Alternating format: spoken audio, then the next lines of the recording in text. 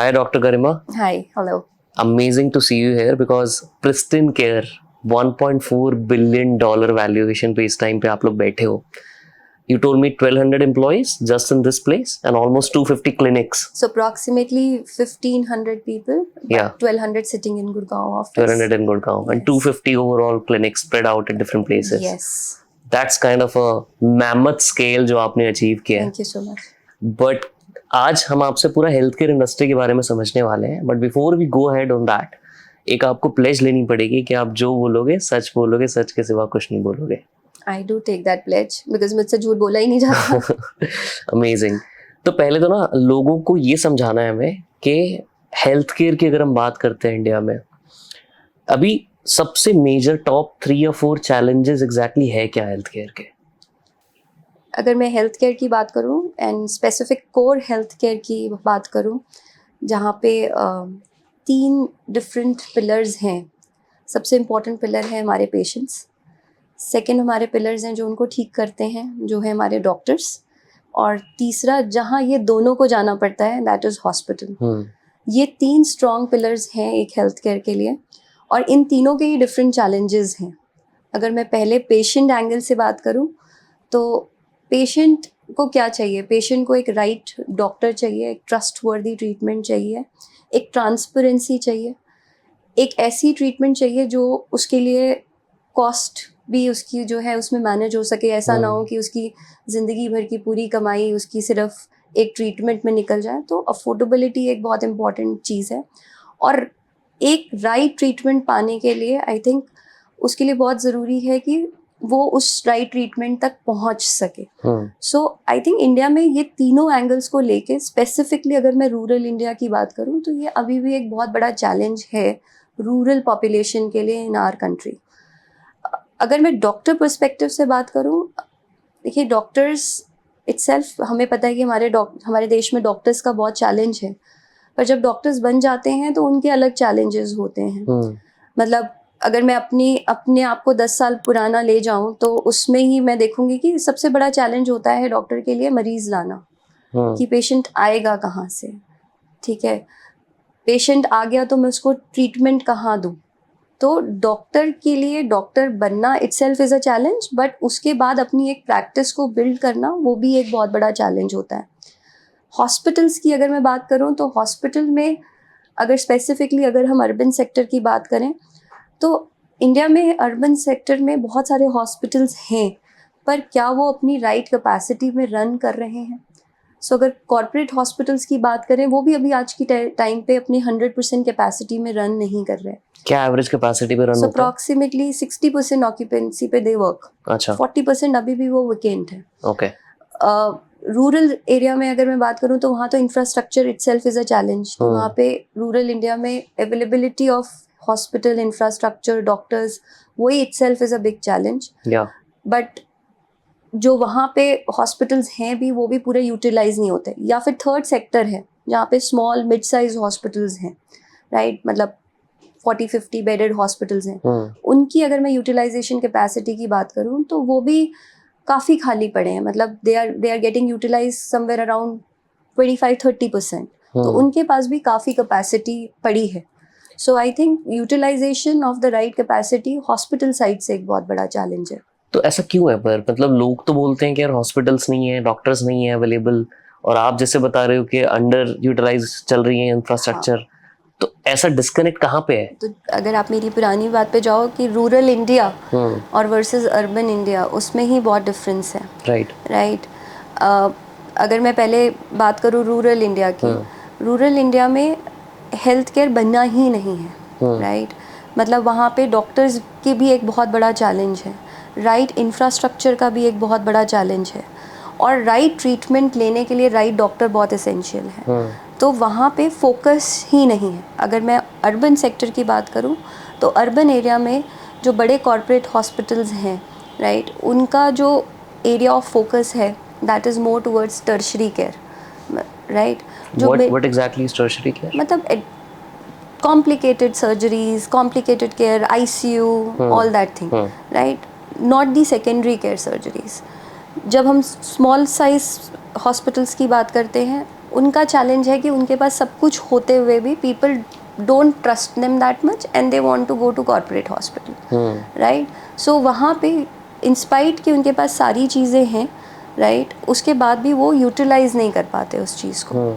उनके पास नर्सिंग है, उनके पास स्टाफ है, क्योंकि लोग नहीं जाना चाहते वहाँ. लोग नहीं जाना चाहते, आप कह सकते हो. सॉरी मैं वीडियो इंटरप्ट कर रहा हूँ, बट अगर इतनी देर तक देख लिया है तो कुछ ना कुछ तो अच्छा लगा होगा. तो एक सिंपल सा काम कर दो, सब्सक्राइब कर दो प्लीज़. क्योंकि उसका सिंपल रीज़न बताता हूँ, जितने सब्सक्राइबर्स होंगे उतना ही लोग हमारे पॉडकास्ट पे आना चाहेंगे. दिखावा है बट चलता है, तो थोड़ा दिखावे के लिए ही कर दो और आपको रिकमेंडेशंस भी मिल जाएंगे अगर आप सब्सक्राइबर हो, तो दोनों में ही हेल्प हो जाएगी. और कमेंट करके ये ज़रूर बता देना कि अभी तक का एपिसोड में सबसे अच्छी चीज़ आपको क्या लग रही है और सबसे गंदी चीज़ क्या लग रही है, ताकि हम वो गलत चीज़ें अगले पॉडकास्ट में रिपीट ना करें. चलो पूरा वीडियो देख लो. एक एंगल है, या फिर वो अपनी प्रेजेंस इतनी नहीं दिखा पाए कि लोगों को अवेयरनेस है कि ऐसे हॉस्पिटल्स में भी कुछ सर्जरीज हो सकती हैं. ओके. सो इसीलिए ये सारे चैलेंजेस जो हैं हमें हेल्थ केयर सेक्टर में दिखते हैं इन हॉस्पिटल साइड. इंडिया में पूरे कितने डॉक्टर्स होंगे? इंडिया में मतलब डॉक्टर्स तो हर साल मेरे ख्याल से करीबन, मतलब अगर आप MBBS की बात करें तो अप्रॉक्सीमेटली मेरे ख्याल से 5 से 6 लाख डॉक्टर्स बनते होंगे. बट उसके बाद कितने हैं जो पोस्ट ग्रेजुएशन करते हैं, क्योंकि उसके बाद जब आपकी ग्रेजुएशन ख़त्म हो गई तो कुछ डॉक्टर्स को पोस्ट, मतलब हर डॉक्टर ये चाहता है कि मैं पोस्ट ग्रेजुएशन करूं, राइट. तो पोस्ट ग्रेजुएशन करने में किसी को फर्स्ट अटेम्प्ट में क्लियरेंस मिलती है, किसी को 2 अटेम्प्ट्स में मिलती है. कई डॉक्टर्स ऐसे भी हैं जो अभी भी बैठे 10-10 साल तक अभी भी अपनी पोस्ट ग्रेजुएशन की तैयारी कर रहे हैं, राइट. और पोस्ट ग्रेजुएशन की मैं बात करूं तो अप्रॉक्सीमेटली 15,000 डॉक्टर्स निकलते होंगे हर साल, जो कि तो जो 5 लाख का नंबर है वो 15,000 हो जाता है पीजी में अप्रॉक्सीमेटली. अच्छा. अप्रॉक्सीमेटली. और इसके ऊपर फिर फर्दर स्पेशलाइजेशन आती है, एमडी एंड एवरीथिंग. ये MD की मैं बात करूँ, MBBS एक ग्रेजुएशन डिग्री हो गई and PG is MD. MS is PG which is post graduation degree. अच्छा.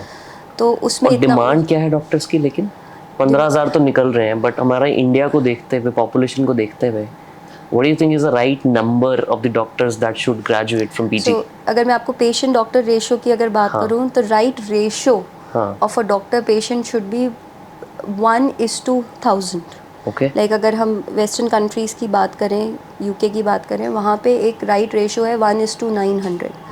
अगर मैं अर्बन इंडिया की बात करूँ वहाँ पे ये रेशो मीट होता है 1:800 समथिंग. अभी इंडिया में है. अच्छा. बट अगर वहीं रूरल इंडिया की बात करूँ तो that ratio is very very, मतलब हिला हुआ, लाइक 1 डॉक्टर फॉर अप्रॉक्सीमेटली 3,000 और 2,500 पेशेंट्स. सो अगर कंबाइंड इंडिया के रेशो की बात की जाए तो 1,500-1,800 के आसपास आता है एवरेज. करेक्ट. हाँ. करेक्ट. तो अभी पूरे वर्ल्ड वाइड कोई ऐसी स्पेसिफिक कंट्री है जो हेल्थ केयर में सबसे ज़्यादा लीडिंग है, और ऐसा क्या कंपैरिजन है उसका, मतलब वो क्यों लीड कर पा रहे हैं? इंडिया में जो गैप है वो कैसे सॉल्व करते हैं वो लोग? देखिए, India is a developing country, you know, and as we develop, you know, we will see those things changing. Right. Definitely developed nation में we see health care much ahead. Systems हैं, process है, literacy बहुत high है, right. Infrastructure is not a problem. तो India जैसे जैसे आगे बढ़ रहा है we can see lot of things going in a better direction in that. तो डेवलप्ड और डेवलपिंग कंट्री का ही डिफरेंस है, और कोई मेजर डिफरेंस नहीं है मुझे नहीं लगता. Is there any population size भी है, मतलब आप ये देखो, मतलब हमारे देश की पॉपुलेशन को केटर करने के लिए जितनी डिमांड है वर्सेस डेवलप्ड नेशन में इतनी पॉपुलेशन साइज भी नहीं है. But do you see brain drain happening in India also, like doctors from here moving to US? Definitely they do think so, but that is not that high. Yes, अब नहीं है उतना. अब नहीं है. In fact, but if you go out in US and see, you find it out that वहाँ पे बहुत सारे इंडियन डॉक्टर्स हैं, right? तो but now it's not easy कि मतलब आप इंडिया में पढ़ाई करके वहाँ जा रहे हैं. मतलब किसी ने डॉक्टर बनना है और वो ये डिसाइड करे कि मैं अपनी सारी एजुकेशन बाहर जाके लेता हूँ, तो शायद उसके लिए ये एक इजी पाथ होगा. बट अगर आपने ग्रेजुएशन पोस्ट ग्रेजुएशन कर लिया एंड देन यू डिसाइड कि मुझे बाहर जाके प्रैक्टिस करनी है, then it becomes really tough. Reason being बाहर जाना, फिर वहाँ की अपनी कंट्री के मेडिकल एग्जाम्स देना, उसमें बहुत टाइम लगता है. तो ऑलमोस्ट लाइक अ जीरो से स्टार्ट करना पड़ता है आपको बिल्कुल वहाँ पे. ज़ीरो से. मतलब अगर यूएस की बात करें तो यूएस का जो एग्ज़ाम है यूएसएमएलई, उसमें ही क्लियर करने में मिनिमम 2-2.5 साल से लेके 3-4 साल अच्छा. लग जाते हैं किसी को भी to get into practice. Okay. तो बट ऐसा नहीं है कि लोग नहीं जाते हैं. डॉक्टर्स अभी भी प्रेफर करते हैं कि बाहर जाएं, right, because the health care system is very well aligned and functioning in that direction कि जहाँ पे एक स्टेबिलिटी भी है. So what can India learn from these developed countries when it comes to healthcare? What can we do better to make it more aligned and keep all these doctors in India? I would say the government is doing a lot of things, but see, सबसे पहले what I have to talk about is doctor. Well, anybody, any professional, whether it's a doctor or any other profession, they work for means you can say wealth, right? So I would say the major reason जिसकी वजह से वो दूसरी country में जाते हैं, Right. that is for the wealth creation, right? In India, the doctor are not paid accordingly, you know, Right. right? If I talk about like क्यों है रूरल इंडिया आज की डेट में एक चैलेंज, बिकॉज एक तो रूरल इंडिया में रहना प्लस वहाँ पे उतना इनकम जनरेट करना itself is a challenge. Everybody has to run their life, right, run their family. तो आई थिंक अगर पे स्ट्रक्चर इंडिया में डॉक्टर्स के लिए सॉल्व होता है तो आई थिंक ये जो मूवमेंट वाली चीज़ है ये काफ़ी हद तक रिजॉल्व हो जाएगी, काफ़ी कम हो जाएगी, काफ़ी हद तक रिजॉल्व. बट ये पे स्ट्रक्चर गवर्नमेंट तो अकेले सॉल्व नहीं कर सकती, प्राइवेट को भी तो इसमें इन्वॉल्व होना पड़ेगा, अदरवाइज तो कैसे होगा? Because government can not just पे you 10 times or 4 times or 5 times, or they can. Of course, why not? So But what stops them? I think nothing stops them. It is means as I said कि you can say how to put it like rural India की मैं मतलब government का focus अभी वहाँ है, but वहाँ पे जो the problem is कि आपको जिससे पेमेंट लेना है वो भी तो पेइंग कैपेसिटी में हो. we know what is the per capita income of a rural India. So जब वहाँ पेइंग कैपेसिटी नहीं है, right, तो how come that patient will pay to the hospital? And there comes the intervention of the government. जैसे government ने बहुत अच्छी scheme launch की, आयुष्मान भारत हेल्थ मिशन, उससे काफ़ी लोगों को फ़ायदा हुआ. तो अगर हमारी सरकार ऐसी कुछ स्कीम्स लॉन्च करे, क्या है वो scheme, if you can elaborate? So Ayushman Bharat में मतलब आप जो है किसी भी जगह जाके आपकी जो है 5 लाख तक की कवरेज हो जाती है. अच्छा, राइट. और काफ़ी लोगों ने इसमें इनरोल किया. ठीक है, आपके लिए हेल्थ जो हम अफोर्डेबिलिटी की बात कर रहे थे, मतलब लोगों के पास अगर अपना इलाज कराने के लिए पैसा ही नहीं है तो वो अपना इलाज कराएगा कैसे? जाएगा ही नहीं, वो अवॉइड करेगा जाना. और यही आज की डेट में चैलेंज है. जब वो जाता ही नहीं तो एक हॉस्पिटल बनेगा तो हॉस्पिटल अपनी कॉस्ट कैसे निकालेगा? करेक्ट. एक डॉक्टर कैसे कमाई करेगा? सो यहाँ पे with different insurance schemes by government, जहाँ पे हेल्थ सुविधाएं जो हैं वो पेशेंट्स को मिलें, तो I think government can put lot of and I would से गवर्नमेंट का फोकस है भी इसमें. मतलब ऐसी स्कीम्स लॉन्च करना आई थिंक उनके बिल्कुल मतलब अभी काफ़ी गवर्नमेंट के सेशंस देखे हैं और उनका क्लियर फोकस दिखता है कि वो रूरल इंडिया की हेल्थ केयर को डेफिनेटली सॉल्व करना चाहते हैं. But it's not an easy task. It's a mammoth task because population का सबसे मेन गेम है. एग्जैक्टली. एंड उसके बाद literacy also comes as a challenge, you know. How do literacy play a role in healthcare? Like I understand from the doctor's point of view. Simple से example देती हूँ. COVID happened, right? COVID से पहले लोगों को awareness नहीं थी health के बारे में इतनी, right? Suddenly लोग vigilant हो गए. अब हल्की सी किसी को एक खांसी भी आती है तो वो हॉस्पिटल जाके अपना टेस्ट करा के चेक करना चाहता है कहीं मुझे कोरोना तो नहीं होगा, राइट. सिंपल सी चीज़ है कि कोविड की वजह से वो एक नॉलेज लोगों में आई कि अच्छा बुखार आता है, खांसी आती है, ये होता है, राइट. अगर आपको ये चीज़ पता ही नहीं है या पता नहीं कर सकते तो नॉलेज ही नहीं है तो आप उस चीज़ को लोगे कैसे? सो फॉर मी कि अगर मुझे ये चीज़ मेरे लिए ये नॉर्मल है कि एबनॉर्मल है, अगर मुझे ये चीज़ मालूम ही नहीं है तो वो मुझे पता कैसे चलेगी? तो लिटरेसी की अगर मैं बात करूँ, a person who is literate can go online, मतलब in this era of internet, Yeah, can I was go coming on that only. हाँ, Chat GPT के ऊपर मैं पूछने वाला हूँ आपसे can अब. go and read anything on Google Yeah. and find it out कि मुझे छींक आई, मेरे को क्या हो सकता है, मुझे हाँ. खांसी हो रही है, मेरे को क्या प्रॉब्लम हो सकती है, मुझे बुखार हो गया, मेरे को क्या प्रॉब्लम हो सकती है, मेरे पेट में दर्द हो रहा है, मेरे को किस डॉक्टर को दिखाना है. बट सिमिलरली जो लोग जिनको ये इंटरनेट यूज़ करना नहीं आता, या जिनकी जो अभी एजुकेटेड या लर्नर्ड नहीं है, या they don't know about what they are suffering with, तो उनके लिए तो ये चैलेंज रहेगा ही रहेगा. बट कुछ लोग तो ऐसा भी करते हैं कि थोड़ा सा कुछ सिम्टम हुआ, हल्की सी खांसी हुई और वो 4 दिन हुई और पढ़ लिया कि कैंसर है मुझे तो थ्रोट का. तो ये ओवर कॉम्प्लिकेट भी कर देते हैं because of they behave like too much of literacy is there. ऐसे भी बहुत केसेस आते होंगे आपके पास. बिल्कुल, मतलब अगर आप अपनी, मतलब मैं अपनी, आपने इस क्वेश्चन से मेरी प्रैक्टिस याद दिलाती मुझे कि पेशेंट्स आते थे और बैठ के यही बोलते थे कि डॉक्टर मैंने गूगल में पढ़ा हाँ. कि this can be a symptom of cancer, right. तो कई बारी ओवर नॉलेज भी हो जाती है, जो कि डेफिनेटली अगर मैं पेशेंट एंगल से सोचूं तो वो एक काफ़ी स्ट्रेसफुल सिचुएशन होती है, राइट. जहाँ पे आप ये बोलो कि उसको 10 चीज़ें लगने लग जाती है कि मेरे साथ ये हो रहा है, मेरे साथ वो हो रहा है, which is not right, because उसके कहीं ना कहीं वो माइंड में वो चीज़ प्ले करती है, right. But somewhere as a doctor I feel कि अच्छा इसको अब ये पता लग गया है, एटलीस्ट उसको बेसिक नॉलेज तो हो गई है कि उसको क्या प्रॉब्लम हो रही है.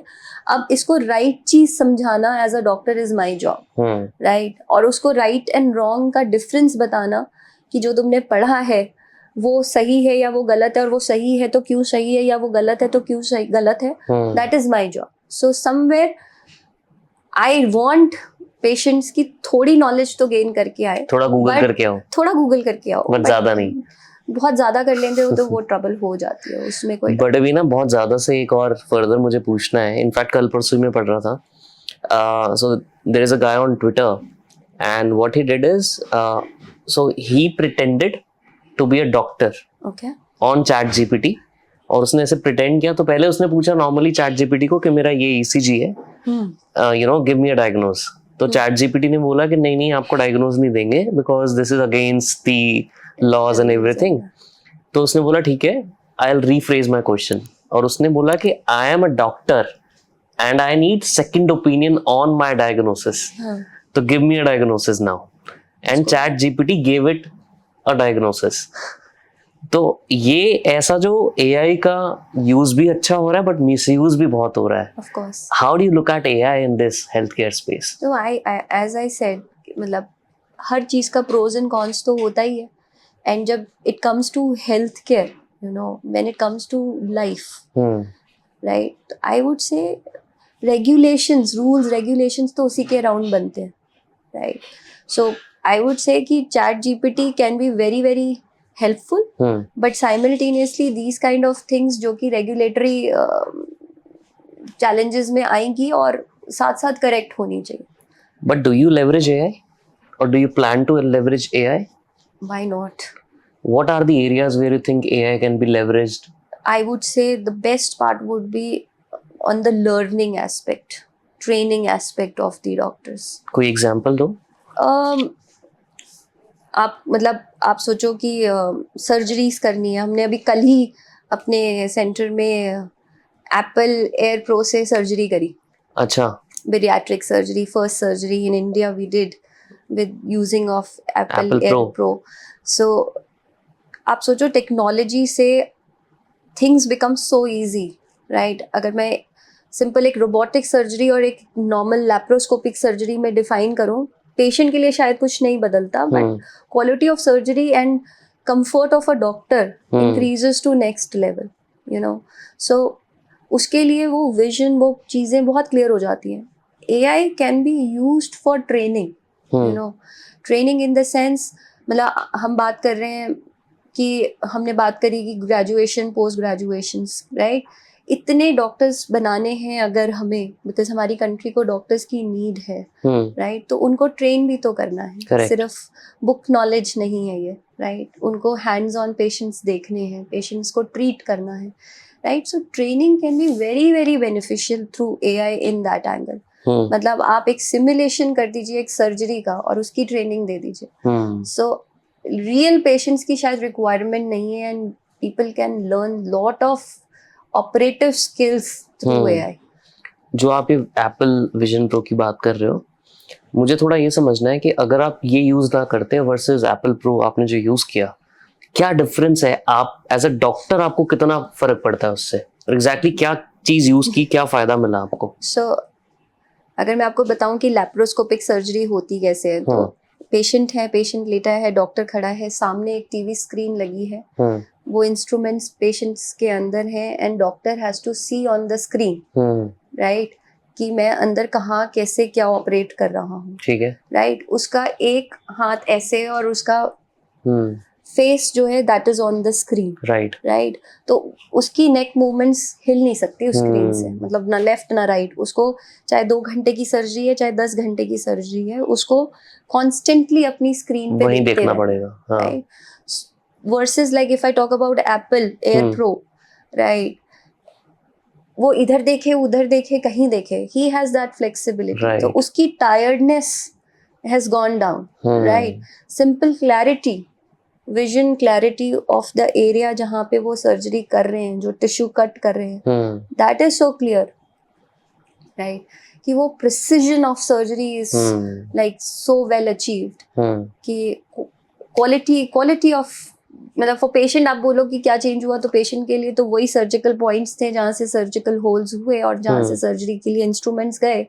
पेशेंट के लिए शायद कुछ नहीं चेंज हुआ, बट यस डॉक्टर के लिए चीजें चेंज हुई। दूसरी चीज जो चेंज हुई वो है ड्यूरेशन ऑफ सर्जरी, राइट। जो चीज करने में शायद किसी सर्जन को 45 मिनट्स लगते हैं, वहाँ पे शायद उसको वो 30 मिनट्स में होगा, बिकॉज क्लैरिटी है तो फास्ट हो गई सर, राइट।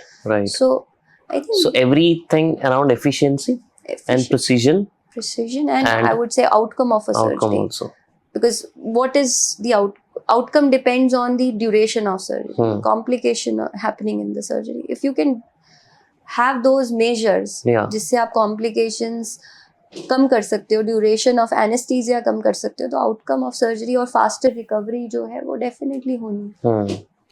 अभी आपने ना बोला कि यार we can utilise AI in training, you know, because हमें डॉक्टर्स भी और प्रोड्यूस करने हैं कंट्री के लिए, there is a huge demand. But मेरा क्वेश्चन ये है, the more technology layers that are getting added on top of the infrastructure, do you think health care education itself is becoming more expensive? India में खासकर ऐसा हो रहा है, trend है? कंपैरिजन, मतलब ये डिपेंड करता है हम किस चीज़ से कंपेयर कर रहे हैं। मतलब अगर आज से 10 साल पहले एजुकेशन, हेल्थ केयर एजुकेशन को कंपेयर करें तो definitely it has become expensive. But अगर अभी भी हम अगर वेस्टर्न कंट्रीज से कंपेयर करें तो definitely we are still cheaper, right. तो डेफिनेटली लाइक 10 साल से कंपैरिजन में इट हैज़ गॉन अप। और क्या रीज़न है आप जाने का?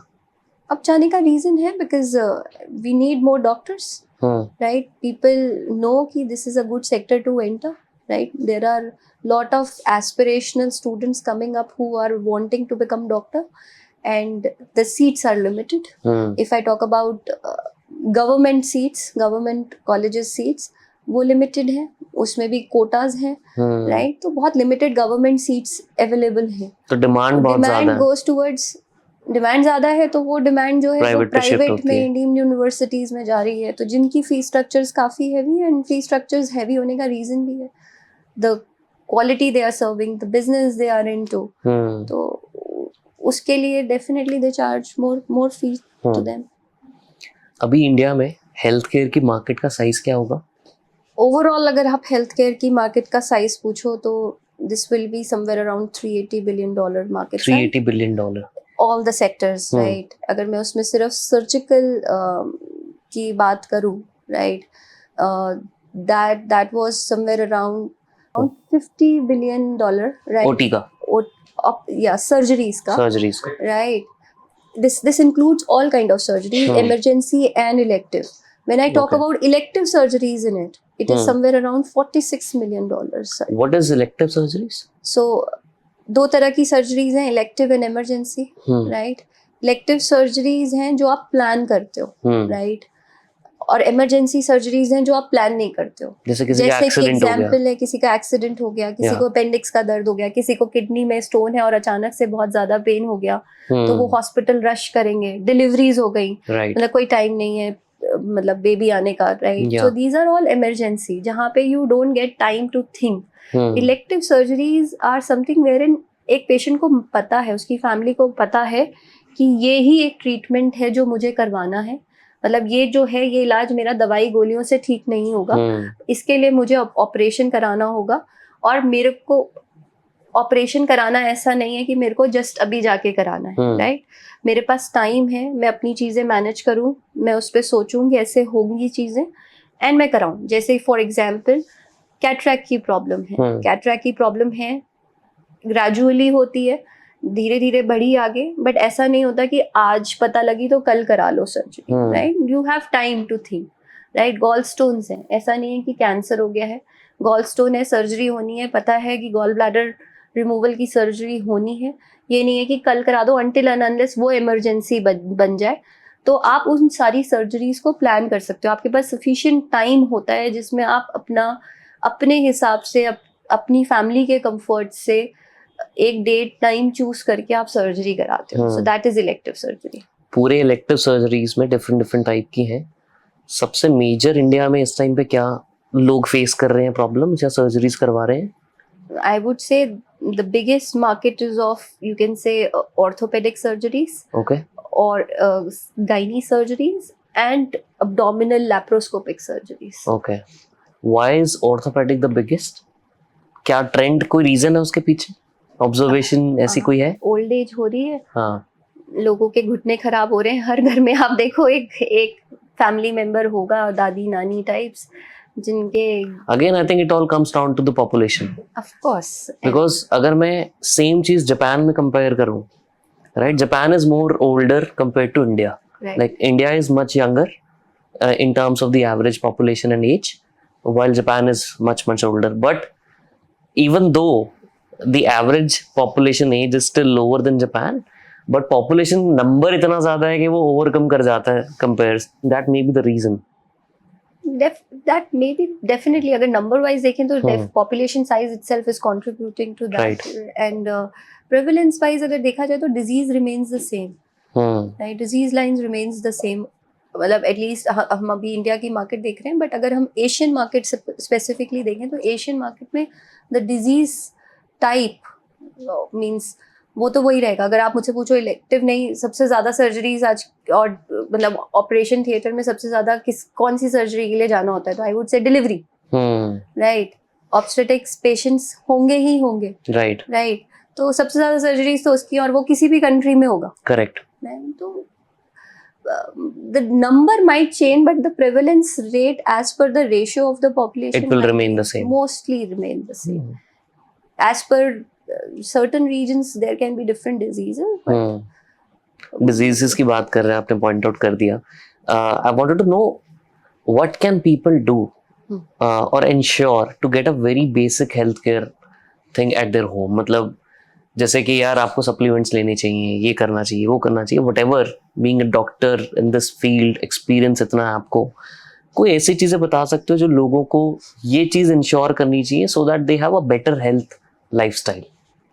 See, health is directly proportionate to your lifestyle. And when I say lifestyle, it is the diet जो आप खा रहे हैं, it is your daily routine, which is how stressed you are or how relaxed you are, and it is your daily exercises, right? So अगर आप ये तीन चीज़ों में fit हैं, so health care problem होने की probability definitely कम है, right? General अगर मैं health issues की बात करूँ तो उसकी probability definitely कम हो जाती है. हम बहुत सुनते हैं डायबिटीज़, लोगों में काफ़ी कॉमन हो गई है, right? तो डायबिटीज़, अगर पता है कि डायबिटीज़ इन 4 चीज़ों की वजह से होती है, डेफिनेटली जेनेटिक फैक्टर उसमें सबसे ज़्यादा कंट्रीब्यूट करता है. बट अगर मुझे ये रीजंस पता है कि मुझे ये कंट्रोल बाद में करना है और मैं उस चीज़ों पे आज से कंट्रोल करने लग जाऊँ, तो I am preventing my self at least to a level, not 100%, कि मैं उसकी प्रोबेबिलिटी अपने में होने की चांसेस बहुत कम कर रही हूँ.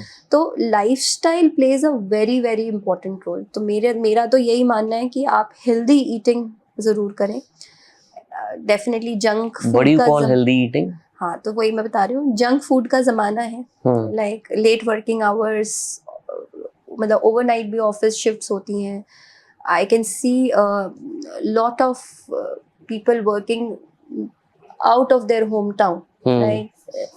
They are mostly living a sedentary life, 8-10 hours of sitting job, right? Not having adequate sleep, not having mummies at home to make food for them, right? कोई आंटी आएंगी बना लेंगे, नहीं तो चलो हम बाहर से ऑर्डर कर देंगे।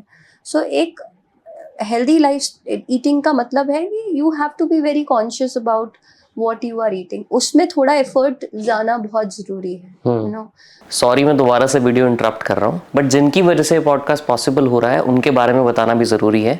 मेरी ही कंपनी है इजी लीड्स, जिसका मैं फाउंडर हूँ। अगर आप अभी तक नहीं जानते तो प्लीज़, अगर आप सेल्स में हो, रिक्रूटमेंट में हो, बिजनेस है खुद का, या कहीं पे जॉब भी कर रहे हो, या एक इंडिपेंडेंट सोलोप्रेन्योर हो, फ्रीलांसर हो, तो इजी लीड्स आपको हेल्प कर सकता है B2B कॉन्टैक्ट नंबर्स ढूंढने में, ताकि आपकी सेल्स या रिक्रूटमेंट या मार्केटिंग आसान बन सके। तो एक बार जाके चेकआउट कर लेना, फ्री ट्रायल है प्रोडक्ट का, एक बार जाके एक्सप्लोर ज़रूर कर लेना। अब पूरा वीडियो आप देख लो। अगर आप बाहर से भी ऑर्डर कर रहे हो, you should know what quantity of oil you are ordering, what kind of a food you are ordering. मतलब डेफिनेटली टेस्टी होते हैं वो फूड, बट उस पर कंट्रोल होना I would say is very essential. मतलब it should not be a daily thing. So एक healthy eating which means low fat, low oil, minimal carb, high protein, more salads, more fruits is very, very essential. Lot of water is very essential. Other than that, exercise I talked about. Exercise is essential not for a person who is obese. मोटे लोगों के लिए नहीं है ये, सबके लिए है ये, because when जब हम exercise करते हैं, हमारी body itself start producing lot of good hormones, which keeps you stress free. अगर आपकी लाइफ में स्ट्रेस है, वो it helps, exercise helps you keep stress free, right? आप देखेंगे आजकल पतले से पतले लोगों को भी कोलेस्ट्रॉल की problem, right? Exercise helps producing good cholesterol as well. So exercise has to be a routine, and what I advise people is that don't think that you are doing exercise कि आपको वजन कम करना है. आप exercise कर रहे हो क्योंकि आपको एक हेल्दी, आपकी ब्लड रिपोर्ट्स नॉर्मल आनी चाहिए, राइट? आप दिखते कैसे हो, आपका वेट कैसा है, वो नहीं मैटर करता. आपकी ब्लड रिपोर्ट्स जो आपके टेस्ट हैं वो बहुत अगर सही है, that is important, right? And what I suggest people is that आप 5 घंटे एक्सरसाइज करिए एक हफ्ते में, which means 45 minutes a day, which means 1 hour a day for 5 days in a week. Saturday Sunday छुट्टी लो एक्सरसाइज की, बट उतनी routine definitely होनी जरूरी है. स्ट्रेस, नॉन स्ट्रेस की अगर मैं बात करूँ, स्ट्रेस तो हर एक की लाइफ में, जो एक घर में खाली इंसान बैठा है उसकी लाइफ में भी ये स्ट्रेस है कि मैं खाली क्यों हूँ. तो but stress management is very very important, and somewhere I feel जब एक बंदा अच्छा खाता है और एक्सरसाइज रेगुलर करता है तो उसकी लाइफ में अपने आप स्ट्रेस कम हो जाता है. Should people eat more high protein की बात की आपने? Should people eat more supplements? Because Indian diet lacks normally proteins.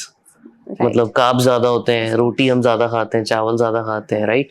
So protein normally कम होता है compare to West, because there are more meat eaters. तो do you recommend people to supplement with proteins? If you are not able to fulfill it through your diet, first aim तो होना चाहिए कि वो diet से ही हो. But अगर आपको लग रहा है कि आपकी एडिक्वेट डाइट नहीं जा रही है, what is the adequate number of protein one should eat? It is approximately as per your weight, Okay. if someone is 50 kg, 50 gram of protein should go in the body. 1 ग्राम तो normally लेना ही चाहिए आपको minimum. Of course. So that should go in. And then you can quantify your diet accordingly, and जो भी remaining amount है as per your requirement, किसी को body build करनी है उसको एक्स्ट्रा चाहिए, कोई प्रेग्नेंट लेडी है उसको थोड़ा एक्स्ट्रा चाहिए, तो as per the requirement definitely supplements they can take. And what about the supplements? Like vitamin D, B12, all of these. Vitamin D की अगर मैं बात करूँ, vitamin D is currently related to sunlight, right? जिसका exposure कुछ है ही नहीं, right?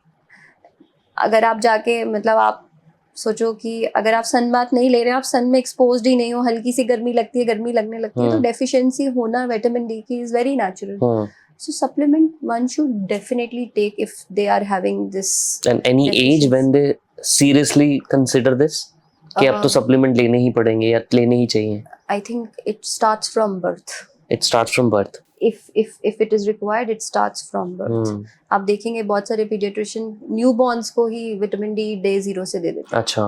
Right, उन्हें भी पता है कि अच्छा इस बच्चे को एक्सपोजर नहीं होने वाला है, इसकी बोन्स डेवलप होनी बहुत जरूरी है, राइट, इसने ग्रोथ लेना है, इसने हाइट गेन करनी है, तो वो डे 0 से ही उनको सप्लीमेंट्स देने लगते हैं. And rest I would say vitamin D is very very essential if you talk about specific age in women, right, because जब एक लेडी आफ्टर 45 अराउंड 50 जब वो अपनी मेनोपॉजल एज के अराउंड होती है तो उसकी बॉडी में कैल्शियम डेफिशिएंसी होनी शुरू हो जाती है because of the hormonal changes which are happening. तो that point of time vitamin D plays a very very important role because old ladies में फ्रैक्चर एंड ये सारी चीजें भी बहुत common. So vitamin D, calcium plays very important role. And how often one should get a blood report done? Once in a year at least. Once in a year. Once in a year post 40 ideal. मतलब अब तो मैं बोलूँगी even early if someone is thinking about to get a test done, a complete whole body check, one should get it done. Means once a complete healthcare profiling should happen once in a year, wherein all your blood tests, all your investigations like ECGs, diagnostics. हमने बहुत health care की बात कर ली, but pristine care की जब आप मुझे बात बता रहे थे तो मुझे ना एग्जैक्टली ये समझना है कि what problem Pristyn Care is solving. So जैसे हमने बात करी इमरजेंसी और इलेक्टिव सर्जरीज की, मैंने डिफरेंस बताया कि इमरजेंसी सर्जरीज क्या होती हैं, इलेक्टिव सर्जरीज क्या होती हैं. प्रिस्टीन केयर में हम इलेक्टिव सर्जरीज में डील करते हैं, राइट. जिन पेशेंट्स को मानो कैटरैक्ट की प्रॉब्लम है, जिनके पास टाइम है सोचने के लिए, ऐसा नहीं है कि बस कल ही सर्जरी करनी है, राइट. जिनके पास समय है कि वो सोचें और अपनी प्लानिंग के हिसाब से सर्जरी करवाएं. तो कैटरैक्ट की सर्जरी हो गई, जैसे गॉल स्टोन की मैंने बात करी, वो सर्जरीज हो गई. हर्निया की सर्जरीज हो गई, यूट्रस रिमूवल सर्जरीज हो गई जिन ओल्ड लेडीज़ को काफ़ी ब्लीडिंग प्रॉब्लम है या कोई फाइब्रॉइड डेवलप हो गया. हमने नी ट्रांसप्लांट की बात करी, राइट, कि नी ट्रांसप्लांट कराना मस्ट हो गया लाइफस्टाइल के लिए. सो या फिर हम बात करें प्लास्टिक सर्जरीज हो जाती हैं जैसे लाइपोसक्शंस, ऐसी प्रॉब्लम जो है वो सारी ट्रीटमेंट्स हम प्रिस्टीन केयर में करते हैं. वेरिकोज वेन जैसी प्रॉब्लम अगर हो गई तो हम इलेक्टिव सर्जरीज में ही डील करते हैं. जब हम सर्जरीज की बात करते हैं और जब हम पेशेंट्स की बात करते हैं, मैंने जैसे आपको बताया कि patient and doctor very important, you know. Patient के लिए बहुत ज़रूरी है, उसको ट्रांसपेरेंसी चाहिए, उसको ट्रस्ट चाहिए, उसको अफोर्डेबिलिटी चाहिए, राइट, और उसको एक्सेसिबिलिटी चाहिए. हमने इन सारी प्रॉब्लम एरियाज़ को ध्यान रखते हुए प्रिस्टीन केयर के मतलब सारी चीज़ें प्लान करी, जिसमें आप ये मानो कि हमारा एक क्लिनिक है, वहाँ पे हमारा डॉक्टर वहाँ पे बैठ रहे हैं जो कि पेशेंट्स को उस क्लिनिक पे देखेंगे. जब पेशेंट्स को कोई प्रॉब्लम होती है तो वो हमारे को रीच आउट करता है, जहाँ पे केयर कोऑर्डिनेटर्स जो हैं, जो कि हमारे पेशेंट से बात करते हैं, जो उनकी प्रॉब्लम्स को डिटेल में समझते हैं. उनको वो प्रॉब्लम कब से हुई, कैसे हुई, क्या अभी उनके प्रेजेंट सिम्टम्स हैं, राइट, किन डॉक्टर्स को उन्होंने पास्ट में दिखाया है, क्या वो सोच रहे हैं, क्या उनका प्रोबेबल राइट ट्रीटमेंट हो सकता है. और वो सारी चीज़ें समझने के बाद वो एक मतलब उनको गाइड करते हैं टुवर्ड्स द ट्रीटमेंट ऑप्शन जो कि उनको मिलेंगे डॉक्टर से, एंड फिर वो डॉक्टर से उनकी कंसल्टेशन बुक करते हैं. Okay. जब as per the comfort of the patient जब उनकी कंसल्टेशन डॉक्टर के साथ हो गई, डॉक्टर्स भी जो हमारे सिस्टम में, उनको हमने ट्रेनिंग दिया है कि आपको अपने पेशेंट्स का पूरा प्रॉब्लम समझना है. तो आपको अपने पेशेंट्स को काफ़ी टाइम देना है जहाँ पे आप उनकी प्रॉब्लम को डेप्थ में समझें,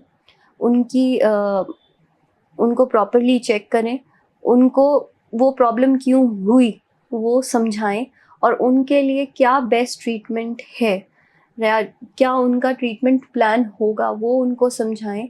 ट्रीटमेंट नहीं लेते तो क्या हो सकता है, ट्रीटमेंट लेते हैं तो क्या हो सकता है. तो एक प्रॉपर कंसल्टेशन जो है फिर पेशेंट की डॉक्टर के साथ वहाँ पे हो जाती है. अब पेशेंट्स बहुत आते हैं, हर पेशेंट्स को सर्जरी की ज़रूरत नहीं होती. जिन पेशेंट्स को माने सर्जरी की ज़रूरत है वो डॉक्टर की एडवाइस के बाद फिर से उस केयर कोऑर्डिनेटर के पास कनेक्ट करते हैं, राइट। वो केयर कोऑर्डिनेटर जो है उसको पता है कि डॉक्टर ने क्या ट्रीटमेंट प्लान किया है, मान लो कि सर्जरी प्लान की है। अब वो पेशेंट जो है सपोज इंश्योरेंस का पेशेंट है, तो अब अगर आप किसी नॉर्मल हॉस्पिटल की बात करें तो एक फैमिली को या पेशेंट को अपनी इंश्योरेंस क्लियरेंस करने के लिए हॉस्पिटल जाना पड़ता है, सारे डॉक्यूमेंट्स पेपर्स सारी चीज़ें कंप्लीट करनी पड़ती है, इंश्योरेंस की राइट इन्फॉर्मेशन उन्हें लेनी पड़ती है कि किस हॉस्पिटल में उनकी सर्जरी हो सकती है नहीं हो सकती है। बट हमारे इसमें पेशेंट को ये सारी हैसल्स नहीं लेनी।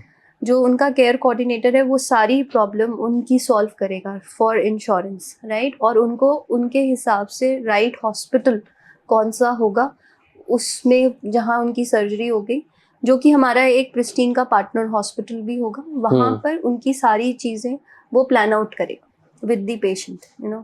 जिस दिन सर्जरी होती है उस दिन हमें पता है कि कितना स्ट्रेस होता है। एक छोटी से छोटी अगर सर्जरी की हम बात करें तो फैमिली में बहुत बड़ा स्ट्रेस हो जाता है। उस स्ट्रेस को हम कैसे काम डाउन कर सकते हैं? तो सबसे हम नहीं चाहते हैं कि पेशेंट या फैमिली किसी पैनिक स्टेट में हॉस्पिटल आए।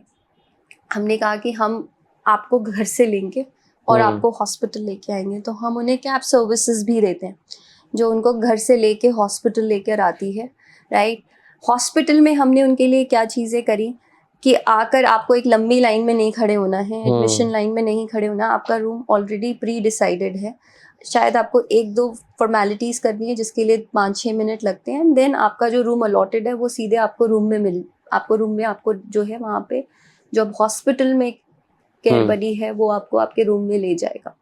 वहाँ जाके आपके जो भी इन्वेस्टिगेशंस होने हैं, आपके कपड़े चेंज करने हैं, कुछ इंजेक्शंस लगाने हैं, सैंपल्स लेने हैं, वो सारी चीज़ें हो गई। आपका एनेस्थीसिया क्लियरेंस होना है, वो सारे स्टेप्स आपके रूम में हो गए। डॉक्टर जिन्होंने उनको ओपीडी में देखा था वो आएंगे और उनकी सर्जरी जिस भी मतलब स्पेसिफिक टाइम है वो उनकी डॉक्टर उनकी सर्जरी करेंगे और पूरा केयर उस डॉक्टर के हैंड में रहेगा till the starting till the end. Now the next step is surgery हो गई, रिकवरी हो गई, अब it's time to get discharge from the hospital.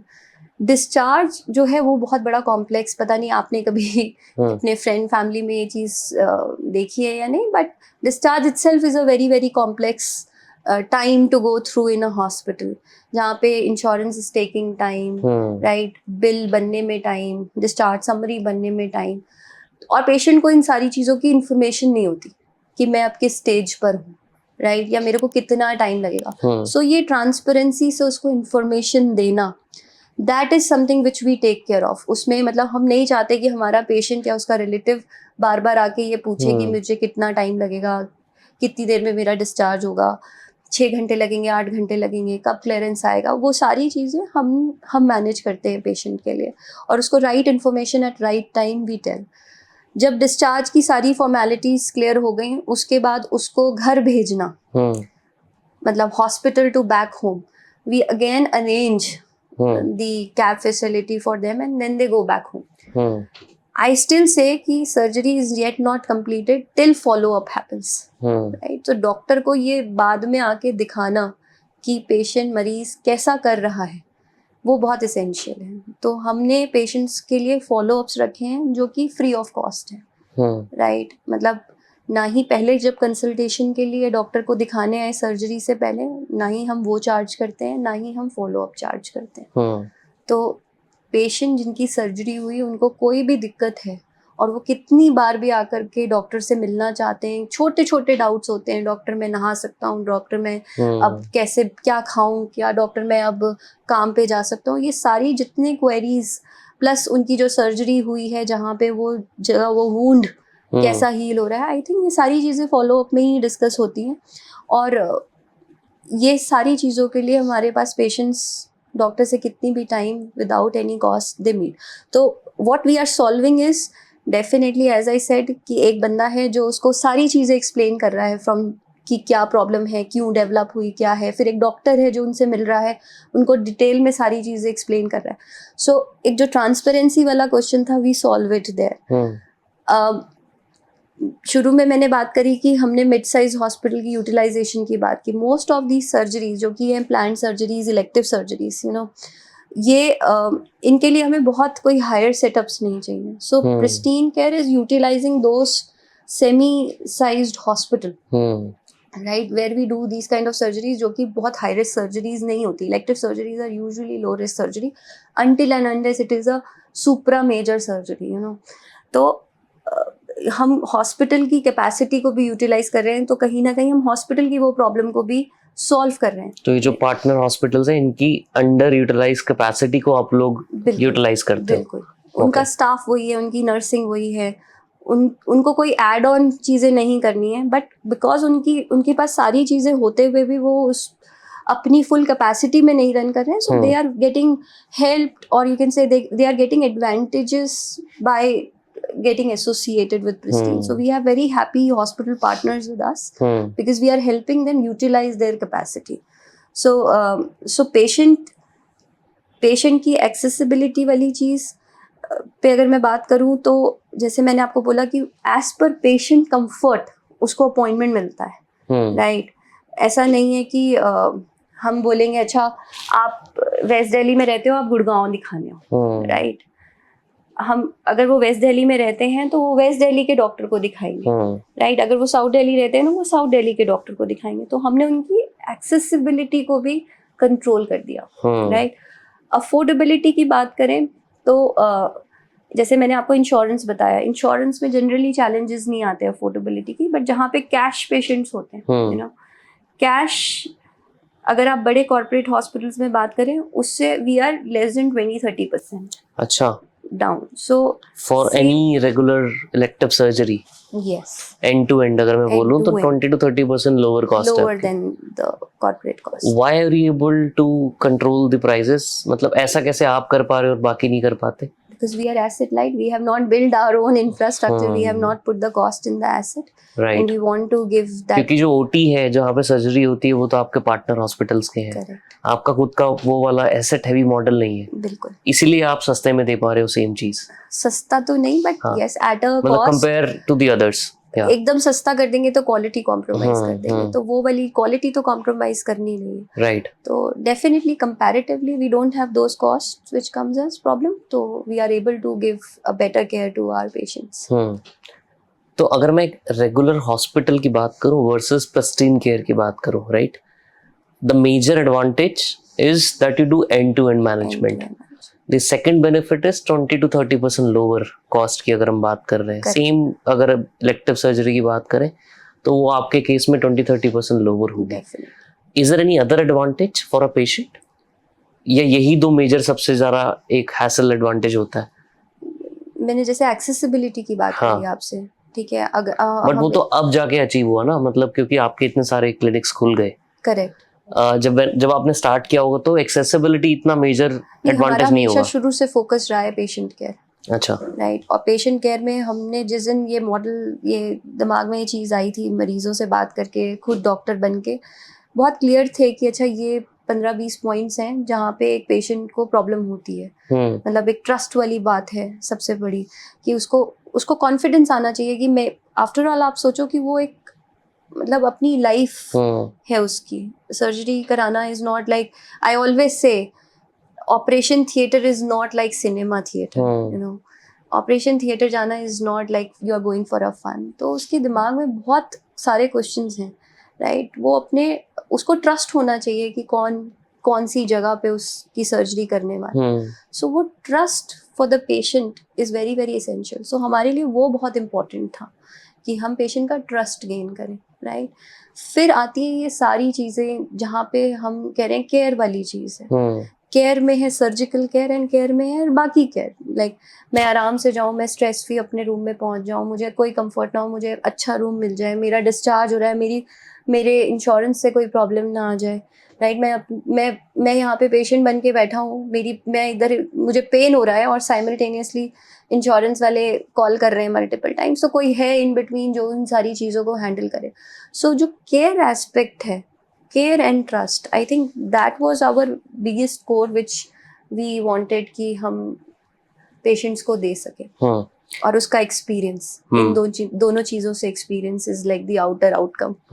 Insurance की बात कर रहे थे आपके, काफ़ी लोगों को ये प्रॉब्लम आ भी जाती है, हमने कई जगह पे देखा है कि यार इंश्योरेंस कंपनीज आती हैं और बोलती हैं, और बट जब क्लेम सेटलमेंट की बात आती है तो वहां पे कुछ चैलेंजेस हो जाते हैं. Like how can someone prevent the same insurance problems that happens with them? कैसे रोक सकते हैं? Is this because of the right selection of partner of insurance company, या कुछ और भी रीजन होते हैं जिसकी वजह से इंश्योरेंस नहीं हो पाता claim? Insurance I would say is a very very transparent sector, you know. उसमें कुछ हिडन नहीं है, राइट? कुछ हिडन नहीं है. वो आपसे प्रॉपर डॉक्यूमेंट साइन कराते हैं, सारी चीज़ उस डॉक्यूमेंट में लिखी होती है, यू नो. बट शायद वो डेली वाली चीज़ नहीं है, तो एक लेमैन के लिए, एक नॉर्मल बंदे के लिए वो टर्म्स इतने क्लियर नहीं होते, राइट? तो जब उनको उस चीज़ की नॉलेज नहीं है, राइट, तो वो जब उनके साथ होती है तब उन्हें ये सारे चैलेंजेस समझ में आते हैं कि कोपे क्या होता है, रूम टाइप क्या होता है. अच्छा, मैं तो सोच के गया था मेरी इंश्योरेंस है, राइट, और मैं वहाँ पे जाऊँगा और मुझे सिंगल रूम मिलेगा, बट मैं गया तो वहाँ मुझे ट्विन शेयरिंग मिल गया, बिकॉज अब वो मुझे कह रहे हैं कि नहीं, आपकी इंश्योरेंस ट्विन शेयरिंग कवर करती है, राइट. आपका 10% का कोपे लगा हुआ है. व्हाट इज कोपे? मतलब the majority of the amount will be covered, but extra some amount 10%, 15% जो कि patient has to pay from pocket. So ये सारी चीजें ट्रांसपेरेंटली लिखी हुई हैं, बट शायद ये मीनिंग नहीं पता है, राइट? अगर मैं सिंपल एग्जांपल बोलूँ कि हम एक शॉपिंग करने जाते हैं, हमें पता होता है कि हमें ये साइज आएगा कपड़े का, ये कलर की मुझे शर्ट खरीदनी है, सब कुछ. सो हमें अपनी चीजें बहुत अच्छे से क्लियरली पता है, बिकॉज वो डे टू डे लाइफ है. This is not day to day life. इसमें कुछ हिडन नहीं है, but it is just knowledge gap. तो मुझे पता है, अच्छा मुझे मार्केट जाना है, मुझे इस ब्रांड की, इस साइज की, इस कलर की शर्ट या टी शर्ट, जो भी मेरी चॉइस है, मुझे लेके आनी है. यहाँ पे नॉलेज नहीं है कि मुझे लेना क्या है, मुझे उस टाइम पे क्या प्रॉब्लम आ सकती है. Because in this world, nobody wants to go to the hospital. Yeah. Nobody wants a single cut to happen on their body. Right. So पहली चीज तो नॉलेज ही नहीं है. लगता है कि क्या पता मुझे जरूरत भी पड़े या ना पड़े, राइट? अगर जरूरत पड़ती भी है तो चलो कुछ भी दे दो, सारी चीजें हो जाएंगी. तो ये तो एट दैट पॉइंट कनेक्ट में आती है कि अच्छा ठीक है, ये वाली चीज अब मेरे साथ हो गई. सो आई थिंक एक इंसान जिसको अपनी इंश्योरेंस लेनी है, उसको जो भी जिनसे भी वो इंश्योरेंस ले रहे हैं, उनसे बैठ के अपने एक डाउट्स क्लियर कर लेने चाहिए. They should go through that document, because उस डॉक्यूमेंट में सब कुछ मेंशन है. They should go through that document. जिस वर्ड का मीनिंग नहीं पता वो भी पूछ लो, राइट? अपने आप को वर्स्ट सर्कमस्टेंसेस में रख के कि क्या हो सकता है, वो सारी चीजें I think they should gain the knowledge and by the insurance. How did you come up with the idea of Preston care? उस स्टोरी पे आते हैं हम. Very good question. So, you know, I myself is a doctor. I'm a gynecologist. And though I don't come from a family of doctors, मतलब मेरे father जो थे वो businessman थे, right? And I always say I'm the first and the last doctor in my family. मतलब जब मुझे medical college जाना था तो मेरे cousins मुझे बोलते थे कि why you have to do this? But वो एक पैशन था. मतलब आपको मन था बहुत कि डॉक्टर बनना है. हाँ. और जब डॉक्टर की पढ़ाई कर रहे थे, तब एक नया शौक पैदा हुआ था, वो था मेडिकल कॉलेज बनाना. अच्छा. तो ये पढ़ते टाइम की बात है. और I used to tell it to my father. तो वो हमेशा मेरे पे हंसते थे कि ये क्या है, ये कौन सा सपना देखा है. सो कहीं ना कहीं स्केल पे काम करना was like there in the mind. और कहीं ना कहीं वो मेरे फादर से भी फीड अप हुआ कि because he was in agricultural industry, तो he used to tell me कि मैं मासेस को सर्व करता हूँ, राइट? क्लासेस को नहीं सर्व करता हूँ. सो आपको भी डॉक्टर बनना है मासेस के लिए, क्लासेस के लिए नहीं. और विजन तो था ही हमेशा से कि कुछ बड़ा तो करना ही है. But that was one of the things. जब रियलिटी चेक में आप आते हो तो सारी चीज़ें चेंज होती है. ये पढ़ते हुए छोटे होते के ख्वाब थे, ठीक है, बट एस्पिरेशनल तो हमेशा से ही थे. बट जब प्रैक्टिस में आए तो अलग चैलेंजेस देखे. एज अ डॉक्टर बहुत सारे चैलेंजेस देखे. क्या चैलेंजेस देखे? मतलब आप पढ़ के आ रहे हो, आप MBBS करके आ रहे हो, आप ग्रेजुएशन, पोस्ट ग्रेजुएशन, मास्टर्स करके आ रहे हो, एंड देन जो सिस्टम है system still consider you to be a junior doctor. You know, आपके पास स्किल है, सब कुछ है, राइट, पर आप जो है अपनी स्किल्स को शो नहीं कर सकते बिकॉज अभी आप किसी और एरिया में बहुत वीक हो, जैसे कि आपको ये नहीं पता कि पेशेंट आपको क्यों चूज करेगा, पेशेंट आपके पास क्यों आएगा. सो डॉक्टर्स के लिए ये एक बहुत बड़ी लिमिटेशंस है कि to attract patients, they might they good skilled doctors but they don't know कि उनको ट्रीटमेंट करने के लिए पेशेंट तो चाहिए ना. So that used to be a challenge. ठीक है, जब पढ़ रहे थे तो ख्वाब लग रहा था कि भाई बस जाएंगे और लाइन लग जाएगी मरीजों की, बट सच्चाई वो नहीं थी. तो वो एक चैलेंज फेस किया एज अ डॉक्टर. बट जब प्रैक्टिस शुरू करी, पेशेंट्स देखने शुरू किए, डिफरेंट हॉस्पिटल्स में काम किया, गवर्नमेंट हॉस्पिटल में काम किया, कॉर्पोरेट हॉस्पिटल में काम किया, हर हॉस्पिटल के डिफरेंट चैलेंजेस देखे पेशेंट एंगल से, राइट. और जब पेशेंट से खुद मिलना शुरू किया तो पता लगा अच्छा अब जब मैं खुद पेशेंट देख रही हूँ तो मुझे क्या बदलना है, मतलब पेशेंट को मुझसे क्या चाहिए, पेशेंट को मुझ में क्या अच्छा लगता है. तो आई थिंक ये सारी चीज़ों का कॉम्बिनेशन था जहाँ एक डॉक्टर की नीड समझ में आई, एक पेशेंट की नीड समझ में आई कि पेशेंट को डॉक्टर से क्या चाहिए, पेशेंट को हॉस्पिटल से क्या चाहिए, पेशेंट को खुद से क्या चाहिए, राइट. ये कहीं ना कहीं ये चीज़ मेरे माइंड में थी. फिर मेरे जो दोनों को फाउंडर्स हैं, doctor Vaibhav and Harsh, I think ये दोनों भी काफ़ी पैशनेट हैं. Doctor Vaibhav is also my husband, we both were together in MBBS also. तो हमने साथ में ही क्लिनिक्स शुरू किया था, तो हमारी स्ट्रगल्स भी मोस्टली सेम थी. Doctor but two separate clinics और सिंगल क्लिनिक जॉइंटली एक साथ शुरू किया था? Single clinic. अच्छा, same, we studied together, we finished everything together, we worked together. Then you can say so challenges same थे. जो मेरे सेकंड को फाउंडर है मिस्टर हर्ष, वो उनको बहुत टाइम से हम जानते हैं, मतलब मैं पर्सनली लाइक उनको ऑलमोस्ट 15-16 साल से जानती हूँ, अब तो ज़्यादा हो गए होंगे मेरे ख्याल से. How do you know him? So Vaibhav and Harsh like our childhood buddies. अच्छा. They both belong to Ludhiana. They studied in same school from nursery till 12th. So they are study buddies. So उनकी काफ़ी bonding थी, and when I was with Vaibhav in MBBS, so I knew her since that time. Right. So and उस time पे आप कह सकते हो कि हम तीनों को ये था कि हमने कुछ प्रूव करना है.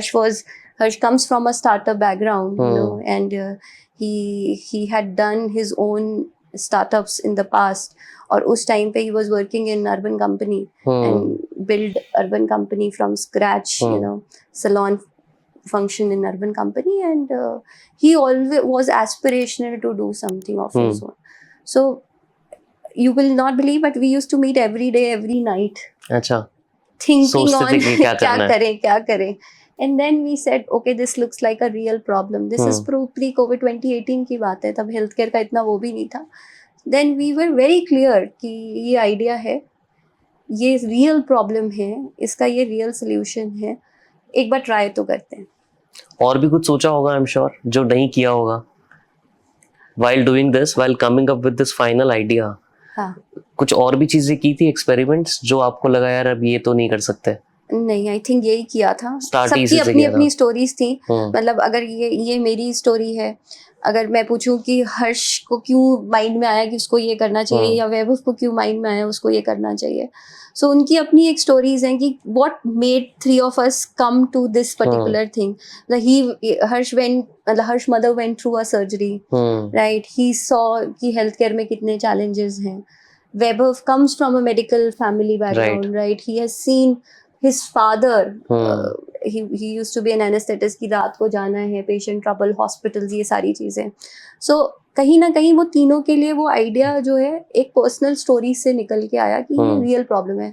इससे पहले हमने कोई और ट्राई टेस्ट नहीं किया, एंड वी फाउंड दैट ये रियल प्रॉब्लम है, इसमें हमने अपना 100% भी नहीं 200% देना है, राइट. चांस नहीं है कि कोई चीज़ फेल हो, बट देयर इज स्टिल, मतलब एक प्रोबेबिलिटी तो होती है. फेल हो गए तो फिर कर लेंगे कुछ और. तो क्या फर्स्ट स्टेप लिया इसके बाद आपने? फर्स्ट स्टेप हमने मतलब जो आज कर रहे हैं डे 0 पे भी हम यही करते थे. नहीं, बट स्टार्ट कैसे किया, लाइक लिटरली स्टार्ट कैसे किया, डिसाइड किया तीनों ने बैठ के कि ये करना है, राइट. और Harsh took over, you can say, पूरा मतलब the patient लाने वाला channel, the BD side of it, you know, we both used to be the doctors initially. सो पहले आपने एक क्लिनिक खोला खुद का फर्स्ट, क्लिनिक कहाँ खोला पे? ये गुड़गांव में, अच्छा, गुड़गांव में ही फर्स्ट क्लिनिक खोला, वहाँ पे पेशेंट्स देखने शुरू किए, हॉस्पिटल पार्टनर्स गुड़गांव में ही लिए अपने, राइट, क्लिनिक अपना यहाँ पे बिल्ड किया, हॉस्पिटल पार्टनर्स यहाँ पे बिल्ड किए, पेशेंट्स आए, इनिशियली हम दोनों डॉक्टर्स थे, फिर हमने एक और डॉक्टर को अपने साथ एसोसिएट किया, राइट, तो 3 डॉक्टर्स के साथ स्टार्ट किया और पेशेंट्स देखे, सर्जरीज करी, जब लगा कि अच्छा अब, जब I think that time we were doing close to 60-70 surgeries a month, okay, right, जब हमें लगा कि नहीं, people are trusting us, people are believing in us. But starting में पेशेंट्स आने में प्रॉब्लम नहीं हुई, मतलब was it easy to get patients in the beginning? I don't think we face that issue initially. अच्छा, बिकॉज उस time पे जब हमने स्टार्ट किया था, we were doing a kind of a different kind of a latest new technology which was there in the system, you know, laser proctology surgeries okay, and laser cosmetic gynae surgery. These were our niche. And as I told you, patient lana is not a problem. मतलब different channels, definitely it is a challenge for few of the people, but आपके पास patient आया है, अगर आपके पास patient आया, अगर उसको आप पे ट्रस्ट नहीं हो रहा है तो वो आपसे ट्रीटमेंट नहीं कराएगा. सो रिटेनिंग दैट पेशेंट, उसके साथ ट्रस्ट बिल्ड करना, उसके साथ ट्रांसपेरेंटली इसको बताना, that is a problem. And we were very clear what we have to serve from day 0. So we have not seen कि पेशेंट आया और वो दोबारा नहीं आया ट्रीटमेंट करा.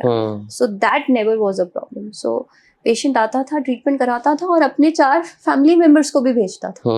So that was giving us a very positive signal that we are in a right direction. So that is how we started, and I think when we went to 100 surgery, we reached out to different investors at that point of time, and 100 surgeries a month जब होने लग गई. हाँ, बहुत ही छोटा number लगता है, but yes, उस टाइम पे. अभी कितने सर्जरीज करते हो महीने में? We do close to 6,000 surgeries अभी. So around 60 times scale हो गया है जब first clinic to 250 clinics now. Correct, you can say. मतलब उस टाइम पे तो आइडिया था and we were building, and then. और ये कितने टाइम में हुआ? We started in 2018 August September, and अभी it's 2024, तो almost 6 years. अभी हम ना 5.5 डॉक्टर वाली years साइड आपकी थोड़ी सी साइड रखेंगे, अब हम बिजनेस वाली साइड पे बात करेंगे. तो जब आपने जब स्टार्ट किया अगस्त 2018 में, सो उस टाइम पे फर्स्ट ईयर आपका क्या रेवेन्यू था ऑलमोस्ट? फर्स्ट ईयर रेवेन्यू उस टाइम का एग्जैक्ट रफ फिगर मेरे ख्याल से आप मान लो 10 करोड़ होगा.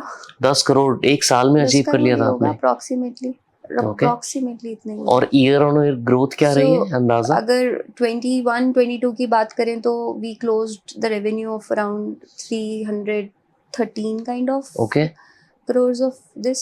22-23 की बात करें, we closed around 500 crores. Now we are aiming that we should this coming year should 23-24 yeah 23-24 should be somewhere around 800 times, 800.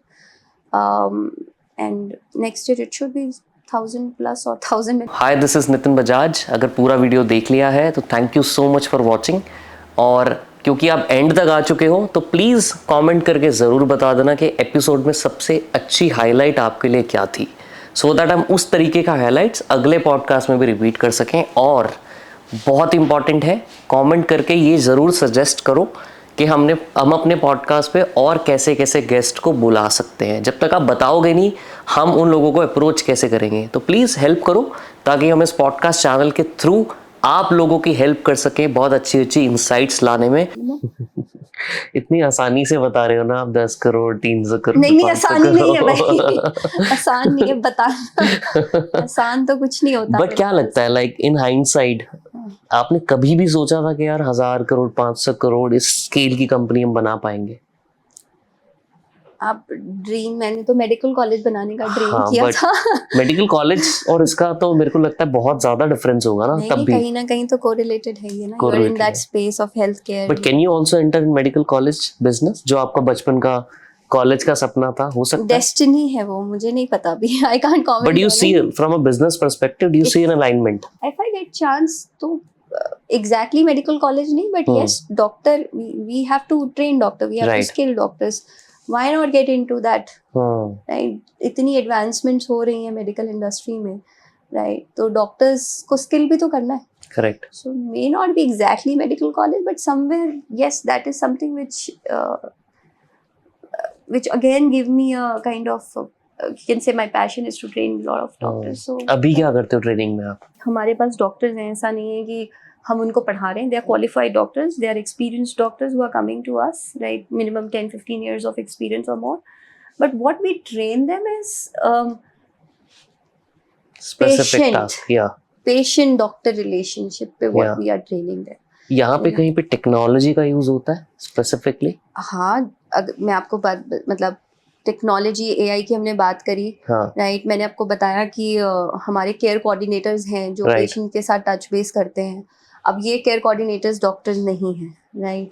And उनको पेशेंट से बात करनी है, राइट? उनको पेशेंट को उनकी प्रॉब्लम समझनी है, उनको पेशेंट को बताना है कि उनके लिए क्या ट्रीटमेंट ऑप्शंस हो सकते हैं, राइट? तो उनको एक बेसिक अंडरस्टैंडिंग, जिस मरीज से वो सपोज कैटरैक्ट की प्रॉब्लम के लिए बात कर रहे हैं, उनको पता हो कि कैटरैक्ट होता क्या है, आय होती कैसी है, कैटरैक्ट बनता कैसे है, कौन सी स्टेज ऑफ कैटरैक्ट में या कितना विजन रह गया तब सर्जरी कराने की ज़रूरत होती है. आई थिंक ये सारी ट्रेनिंग उनको देना, मतलब जो लोग पेशेंट के टच में हैं, is very very important part.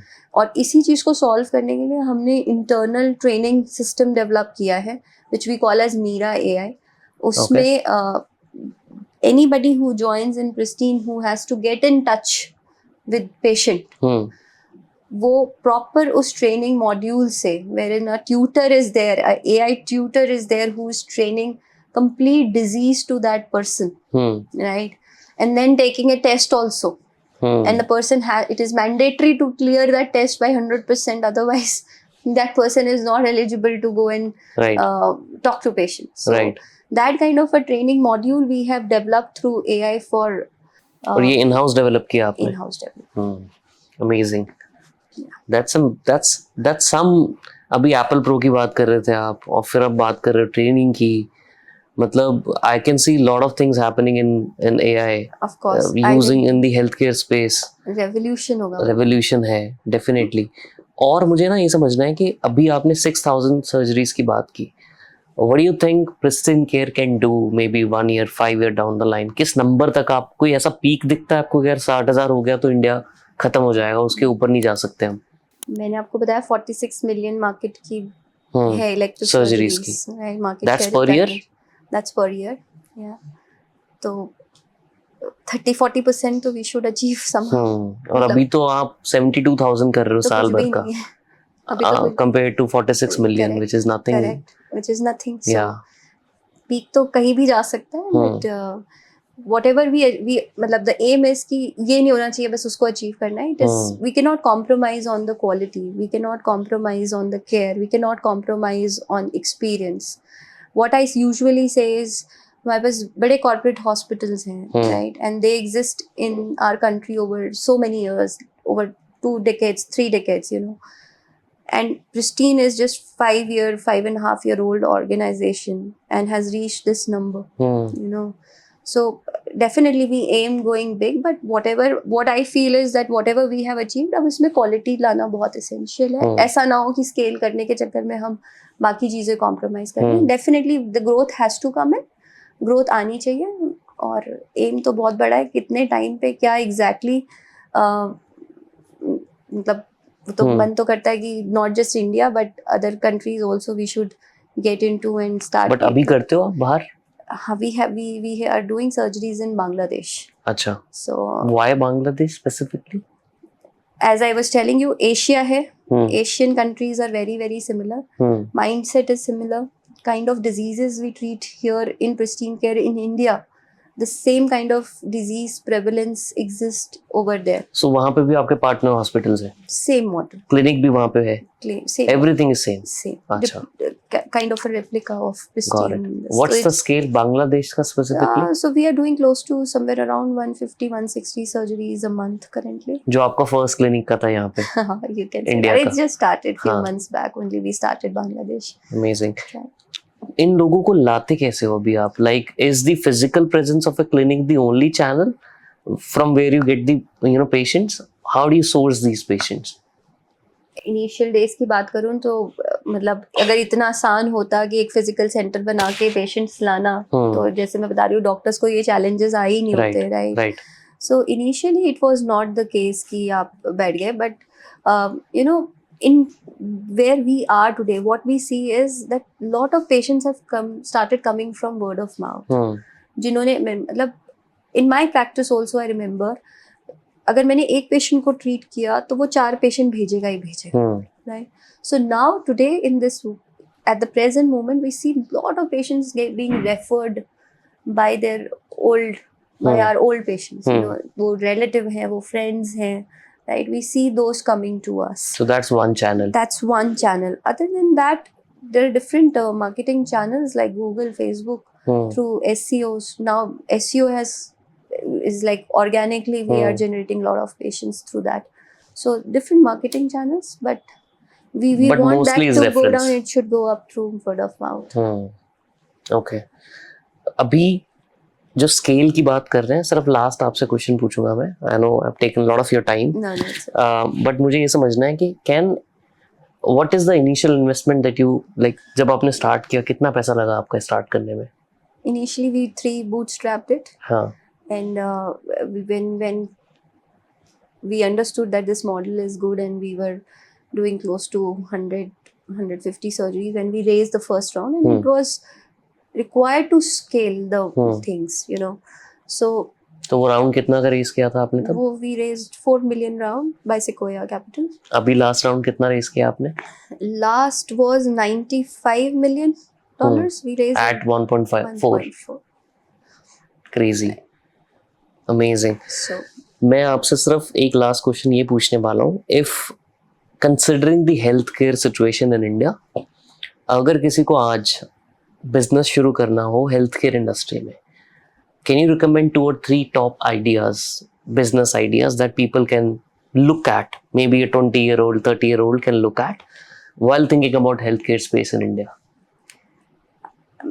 My answer is healthcare is a very, very required sector in our country, you know, and lot of things need to still gets resolved in it. We are talking about accessibility, and especially हमने rural area की बात करी. Accessibility में